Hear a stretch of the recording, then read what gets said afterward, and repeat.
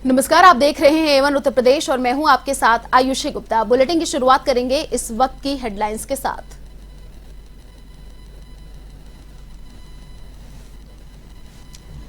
मुख्यमंत्री योगी आदित्यनाथ की उपस्थिति में लीज एग्रीमेंट संपन्न। नागरिक उड्डयन विभाग एवं भारतीय विमानपत्तन प्राधिकरण के मध्य लीज एग्रीमेंट। सरकार ने सौंपी क्रय की गई 317 एकड़ से अधिक भूमि।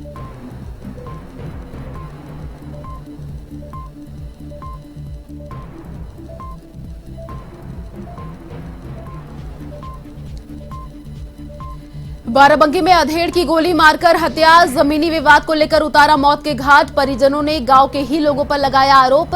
बबुरी गांव की घटना।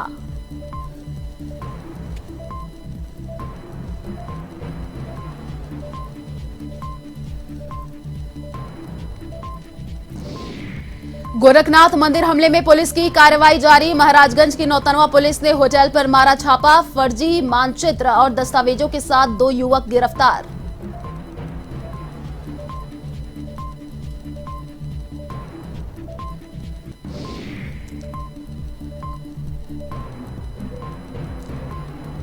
अमेठी के टिकरी में वन विभाग की जमीन पर चला बुलडोजर। बेशकीमती भूमि पर भूमाफियाओं ने किया था कब्जा।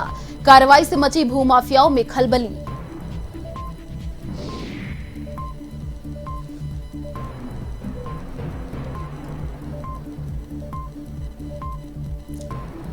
बुलंदशहर में पुलिस और बाइक सवार बदमाशों में मुठभेड़। गोली लगने से एक बदमाश घायल। दूसरे साथी को अवैध हथियारों के साथ किया गिरफ्तार।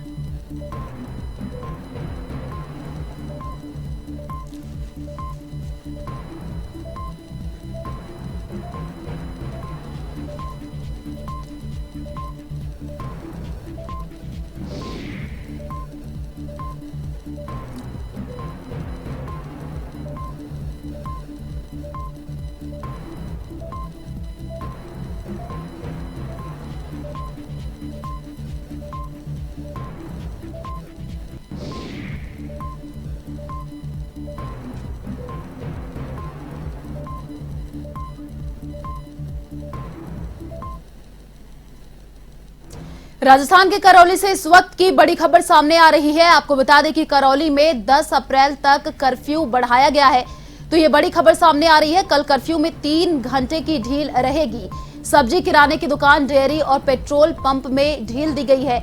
कर्फ्यू के दौरान इंटरनेट पर पाबंदी रहेगी। सामान खरीदने के लिए वाहन के लिए अनुमति नहीं मिलेगी। तो कल कर्फ्यू में 3 घंटे की ढील दी गई है। आपको बता दें कि सब्जी, किराने की दुकान, डेयरी और पेट्रोल पंप में ढील रहेगी। कर्फ्यू के दौरान इंटरनेट पर पाबंदी रहेगी। तो करौली से इस वक्त की बड़ी खबर सामने आ रही है। और इसी खबर पर अधिक जानकारी के लिए संवाददाता अवनीश पारेशर हमारे साथ फोन लाइन पर जुड़ चुके हैं करौली से। जी अवनीश, देखिए जो करौली हिंसा है ये मामला लगातार बढ़ता ही जा रहा है और इसको लेकर के कर्फ्यू भी जारी किया गया है, लेकिन कल सब्जी और डेयरी बहुत सारी चीजों में ढील दी जाएगी। क्या अपडेट अभी मिल पा रही है?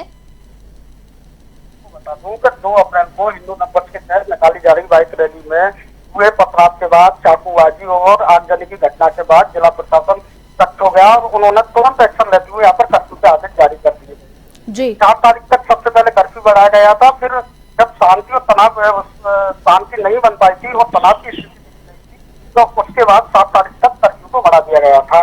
लेकिन आज 2 घंटे की कर्फ्यू में जिससे लोग पहले चीजों को खरीद सके। लेकिन अभी थोड़ी देर पहले ही A1 टीवी ने अभी जब जिला कलेक्टर राजेश सिंह शेखावत से बात की तो उन्होंने बताया था कि कर्फ्यू को 10 अप्रैल तक बढ़ा दिया गया है क्योंकि करौली में अभी शांति की नहीं है। लोगों में कहीं ना कहीं अंदर आक्रोश बना हुआ है और कोई भी अप्रिय घटना नहीं हो जिससे 10 तारीख तक कर्फ्यू को बढ़ा दिया गया है। लेकिन कल 3 घंटे की कर्फ्यू में ढील दी जाएगी जिससे लोग अधिक से अधिक और सामान खरीद सके। बताया जो खुद जिला कलेक्टर राजेश सिंह शेखावत है, SP शरण सिंह है, करौली के जो पूर्व SP रहे थे मित्तल कछावा है, राहुल प्रकाश जो IPS अफसर है, भरतलाल मीना जी है, वो बराबर यहाँ करौली में गश्त करते हुए नजर आ रहे हैं। लोगों शांति का अपील करते हुए नजर आ रहे हैं। चप्पे चप्पे पर पुलिस बल तैनात किया गया है और आमजन से शांति बनाने की अपील करते आ रहे हैं। एक बात और आयुषी मैं आपको बता दूं, अब बाबा करौली में लगातार दौर जारी है। जिसके चलते यहाँ पर नेटबंदी की गई है। कलेक्टर बराबर लोगों से कह रहे हैं कि लोग अफवाह पर ध्यान नहीं दें, प्रशासन उनके लिए बैठा हुआ है, कंट्रोल रूम भी यहाँ पर बनाया गया हुआ है। जिला प्रशासन बराबर नंबरों को लोगों को बता रहा है, कुछ किसी को भी कोई भी अफवाह की जानकारी मिले तो तुरंत कंट्रोल रूम में दी जाए। ऐसी एक बात और बता दूं, बराबर यहाँ पर जिन्होंने पथराव की घटना की थी उनकी लगातार गिरफ्तारी की जा रही है। उनमें मुख्य रूप से जो आरोपी है, साजिश करता है, मसरूक अहमद, जो वार्ड नंबर 35 का पार्षद निर्दलीय जिसने कांग्रेस को समर्थन दिया था, उसके लिए पुलिस की टीमें लगातार दबिश दे रही है, लेकिन अभी वो पुलिस गिरफ्त से बाहर है। इसके अलावा जो ग्रेटर मेयर की मेयर है सौम्या गुजर, उनके पति राजाराम गुजर के खिलाफ भी यहाँ पर मामला दर्ज हुआ है, जो करौली की नगर परिषद के पूर्व सभापति रहे थे। उनके लिए भी पुलिस लगातार यहाँ पर दबिश दे रही है, लेकिन वो भी अभी गिरफ्त से बाहर है। फिलहाल पुलिस ने 22 लोगों को यहाँ पर गिरफ्तार कर लिया है और जो कर्फ्यू का उल्लंघन कर रहे हैं उनको भी यहाँ पर गिरफ्तार किया जा रहा है। जी आई जी, शुक्रिया अवनीश तमाम जानकारी साझा करने के लिए।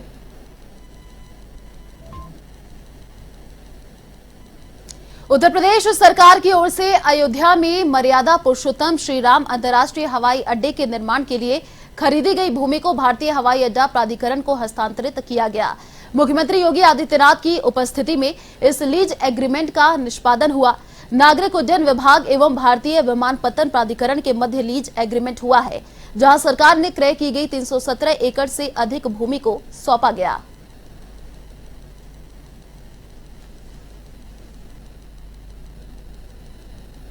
जिसे भारत का आम आस्थावान नागरिक अपनी एक पवित्र नगरी के रूप में देखता है, उसे वायु सेवा से जोड़ने के लिए भूमि लीज एग्रीमेंट पर आज यहां पर हस्ताक्षर प्रदेश सरकार और भारतीय विमानपत्तन प्राधिकरण के बीच संपन्न हुआ है। आज की तिथि वैसे भी बड़ी पवित्र तिथि है। वासंतिक नवरात्रि का आज एक महत्वपूर्ण पावन तिथि है। नवरात्रि के आयोजन भारत की सनातन धर्म की परंपरा में ऊर्जा के संचार की तिथि मानी जाती है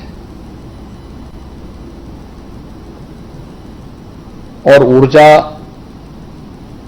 एक सकारात्मक विकास का प्रतीक भी है। और फिर यह विकास का ये प्रतीक अयोध्या जैसी पावन नगरी के साथ जुड़ा हुआ हो तो पूरे देश और पूरी दुनिया को यह प्रफुल्लित करता है। अयोध्या में मर्यादा पुरुषोत्तम भगवान श्री राम की पावन स्मृतियों को समर्पित होने वाले अंतर्राष्ट्रीय एयरपोर्ट के निर्माण की प्रक्रिया की शुरुआत है और इस शुरुआत के अवसर पर राज्य सरकार और भारतीय विमानपत्तन प्राधिकरण के मध्य भूमि लीज एग्रीमेंट की कार्रवाई यहां पर संपन्न होना अत्यंत अभिनंदनीय पहल है। मैं इसके लिए भारतीय विमानपत्तन प्राधिकरण को राज्य सरकार के साथ समयबद्ध ढंग से इस प्रक्रिया को आगे बढ़ाने के लिए हृदय से धन्यवाद देता हूं। देश के अंदर विगत 5 वर्ष के अंदर बेहतरीन वायु सेवा की कनेक्टिविटी के लिए किसी एक राज्य ने अच्छी प्रगति की है तो उसमें से उत्तर प्रदेश एक है। यूपी के डिप्टी सीएम केशव प्रसाद मौर्य दोबारा कुर्सी संभालने के बाद पहली बार अपने गृह नगर कौशांबी के सिराथू पहुंचे, जहां जगह जगह उनका जोरदार स्वागत किया गया। केशव प्रसाद मौर्य ने सबसे पहले कड़ाधाम स्थित शक्तिपीठ शीतला माता मंदिर में दर्शन किए, साथ ही माता के दरबार में माथा टेका और पूजा अर्चना की। वहीं उप मुख्यमंत्री केशव प्रसाद मौर्य ने अपने आवास पहुंचकर माता और बड़े भाई का आशीर्वाद भी लिया।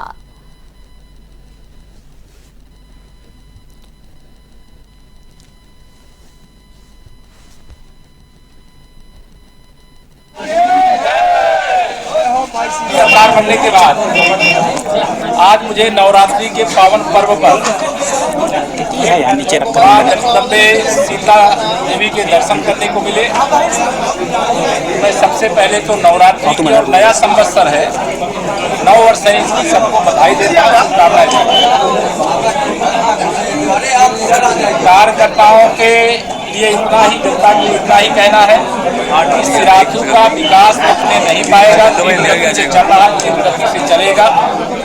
और गांव का विकास जो विशेष तौर से मॉडल बने, आदर्श बने, एक अलग पहचान बने, इस प्रकार का विकास किया जाए।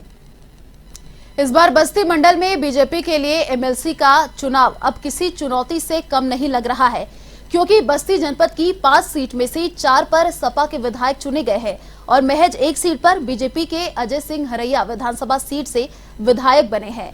4 विधायक बीजेपी पर भारी पड़ सकते हैं और वोटरों को लुभाने में कहीं बीजेपी पीछे न रह जाए, तो बीजेपी के सांसद हरीश द्विवेदी ने पत्रकारों से बात करते हुए सरकार की उपलब्धियां गिनाया और वोटरों को ये भरोसा दिलाया है कि बीजेपी की सरकार में विकास के तमाम काम हो रहे हैं, इसलिए बीजेपी के उम्मीदवार को जितना हो सके जनता के हित में ही काम करेगी।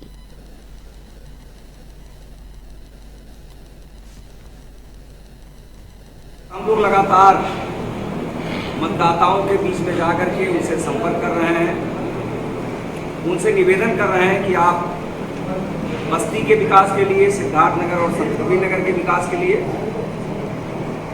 एक योग्य प्रत्याशी को, एक योग्य पार्टी को अपना मत दें, जिससे उत्तर प्रदेश में भी हमारी सरकार है, केंद्र में भी हमारी सरकार है और प्रधानमंत्री जी की जो मंशा है, मुख्यमंत्री जी की जो मंशा है कि गांव, गरीब, किसान, मजदूर का विकास हो।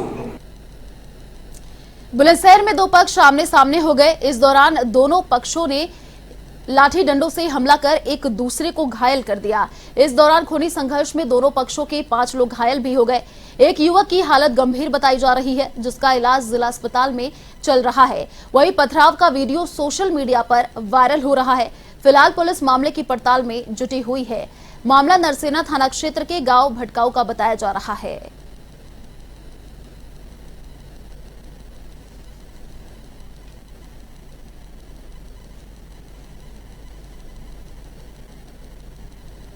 यूपी के महाराजगंज में भारत नेपाल बॉर्डर के पास नौतनवा थाना पुलिस ने बड़ी कार्रवाई को अंजाम दिया है। इस दौरान पुलिस ने नौतनवा के एक होटल में छापेमारी की। 2 संदिग्ध व्यक्तियों को गिरफ्तार भी किया गया है। गिरफ्तार संदिग्ध उत्तर प्रदेश के वाराणसी के रहने वाले बताए जा रहे हैं। वहीं अभियुक्तों से रॉ की फर्जी आईडी और अन्य दस्तावेज बरामद हुए हैं, जिसके बाद से आपको बता दें जांच एजेंसियां मुस्तैद हो गई हैं। फिलहाल दोनों आरोपियों से पूछताछ जारी है।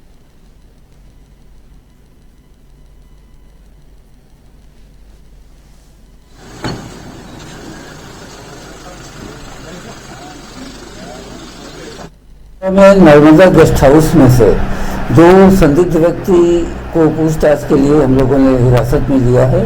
एक राहिल परवेज नाम का व्यक्ति है और एक उसका ड्राइवर है, निखिलेश नाम है उसका, और ये दोनों बनारस के रहने वाले हैं। राहिल परवेज के पास से एक रॉ का फर्जी आईडी कार्ड मिला है। बाकी हम लोग डिटेल में पूछताछ कर रहे हैं। हमारे एलआईओ है, एसआईओ की टीम है और हम लोगों के सर्विलांस और साइबर सेल के लोग हैं और इनसे विस्तृत पूछताछ की जाए। यूपी के कानपुर देहात स्थित गद्दा फैक्ट्री में भीषण आग लग गई। इस आग में लाखों रुपए का माल जलकर खाक हो गया। वहीं कानपुर कवार प्राइवेट लिमिटेड कंपनी में ये आग लगी है। इसका कारण शॉर्ट सर्किट माना जा रहा है। इधर आग से मजदूरों में अफरा तफरी का माहौल है। इस बीच दमकल की गाड़ियों ने कड़ी मशक्कत के बाद आग पर काबू पाया।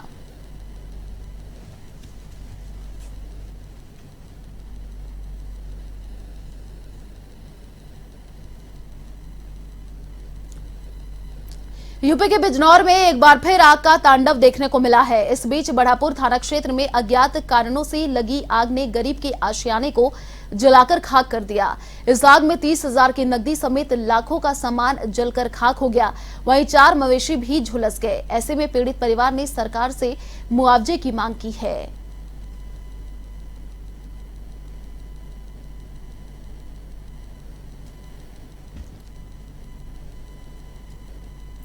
खबर यूपी के ललितपुर से है, जहां 5 वर्षीय मासूम के अपहरण के मामले में पुलिस को बड़ी कामयाबी मिली है। पुलिस ने अगवा बच्चे को सकुशल बरामद कर लिया, साथ ही एक महिला सहित 4 लोगों को गिरफ्तार भी किया है। वहीं एक महिला आरोपी की तलाश अभी भी जारी है।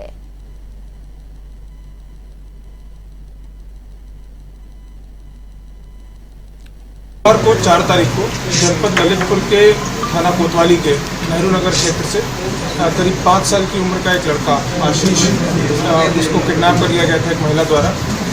इस घटना के तुरंत बाद जनपद ललितपुर की पुलिस टीम जो है चौकन्नी हो गई, सतर्क हो गई। हम लोगों के द्वारा इस अपहृत लड़के की बरामदगी के लिए करीब 15 टीमें लगाई गई थी। इन 15 टीमों के द्वारा पिछले 2 से 3 दिन के अंतर्गत करीब 72 घंटों के अंदर में हम लोगों ने इस अपहृत बच्चे को हम लोगों ने रिकवर किया है, बरामद किया है। इस पूरे काम में करीब 4 लोगों की हमने गिरफ्तारी की है।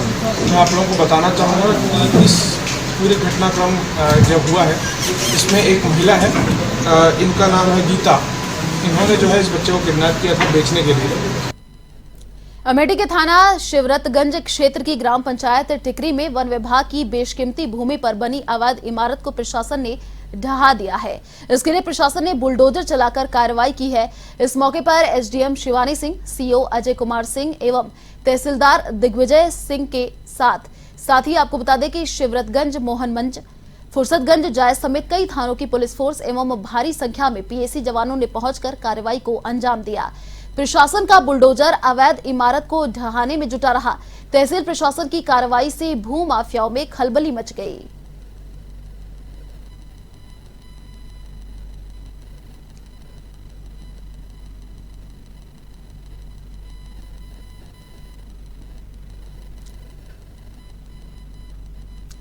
खबर यूपी के हापुड़ से है, जहां डगामार बस ने पिकअप को टक्कर मार दी। इस हादसे में 2 लोगों की मौके पर ही मौत हो गई। वहीं हादसे की सूचना पाकर पहुंची पुलिस ने दोनों शवों को अस्पताल की मोर्चरी में रखवाया है। यह हादसा बाबूगढ़ कोतवाली क्षेत्र के कुचेसर चोपला के पास हुआ है।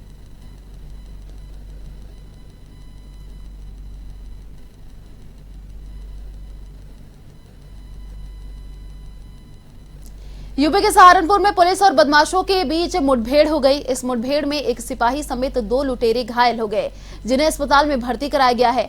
दोनों बदमाश कुतुबशेर थाने में टॉप 10 बदमाशों की लिस्ट में शामिल थे। वहीं आरोपियों ने करीब 1.5 दर्जन वारदातों में अपनी संलिप्तता को स्वीकार किया है।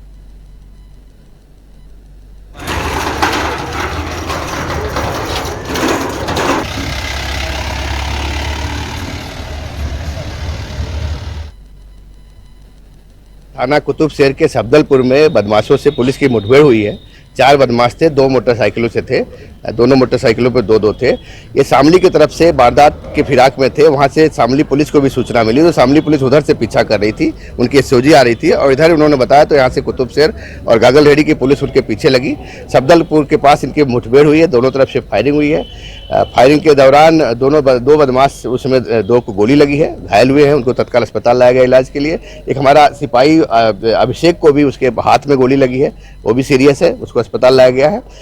जो दोनों घायल बदमाश, उनकी पहचान सातिर बदमाश के रूप में हुई है। एक उसमें शुभम है, इस्माइलपुर कुतुबशेर का रहने वाला, और दूसरा एक बिनीश है, गंगोह क्षेत्र का रहने वाला।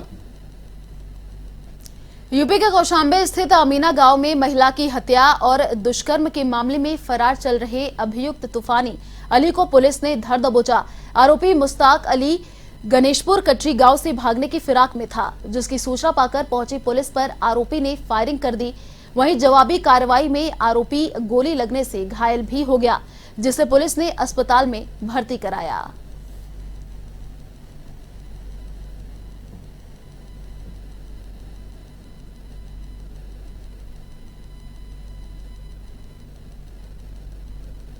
एक मुस्ताक अली नाम का जो आरोपी था, ये 25/26 की रात्रि में थाना पश्चिम सरेगा में अमीना गांव में एक शशि नाम की महिला है, करीब 40 साल की, उनके साथ में एक घटना हुई थी जिसमें उनका गला रेत हत्या कर दी गई थी। ये भी आशंका व्यक्त की गई थी कि उनके साथ में गलत काम भी किया गया है। इसी पे हमारी जो थाने की टीम है और क्षेत्राधिकारी के नेतृत्व में टीम बना के इसमें कार्रवाई की गई। 2 अप्रैल को इसमें 2 अपराधी थे, भोला और जो दीपक साहू है, उसको गिरफ्तार करके भेजा गया था। एक अपराधी जो मैन अभियुक्त था मुस्ताक अली, इन लोगों के खिलाफ में सख्त से सख्त कार्रवाई की जाएगी और आगे जो भी कड़ी से कड़ी कार्रवाई करते हुए हम लोग इनके खिलाफ NSA की कार्रवाई भी करेंगे। उसके लिए हम लोग आगे से तैयारी कर रहे हैं और बाकी यदि इस तरह की इनकी चीज़ें मिलेंगी, घर वाले अगर इनके साथ में सपोर्ट कर रहे थे तो इसमें जो भी सख्त कार्रवाई होगी वो हमारे द्वारा इसमें की जाएगी। यूपी के बाराबंकी में अधेड़ की गोली मारकर हत्या का मामला सामने आया है। आपको बता दें कि मोहम्मदपुर खाला क्षेत्र के बबूरी गांव में जमीनी विवाद को लेकर अधेड़ की हत्या हो गई। घटना के बाद परिजनों ने गांव के ही लोगों पर गंभीर आरोप लगाया है। फिलहाल पुलिस मामले की जांच में जुटी है।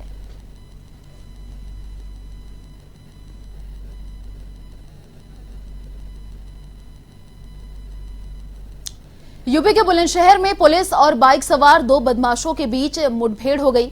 इस मुठभेड़ में रिहान नाम का बदमाश पुलिस की गोली लगने से घायल हो गया। वहीं पुलिस ने रिहान के साथी सुहेल को भी अवैध असलाह के साथ गिरफ्तार किया है। आपको बता दें कि आरोपियों ने 6 अप्रैल को नगर के बीचों बीच एक युवक से लूट का प्रयास किया था। ऐसे में पुलिस ने आरोपियों से 2 तमंचे, 3 जिंदा कारतूस और 1 बाइक बरामद की है।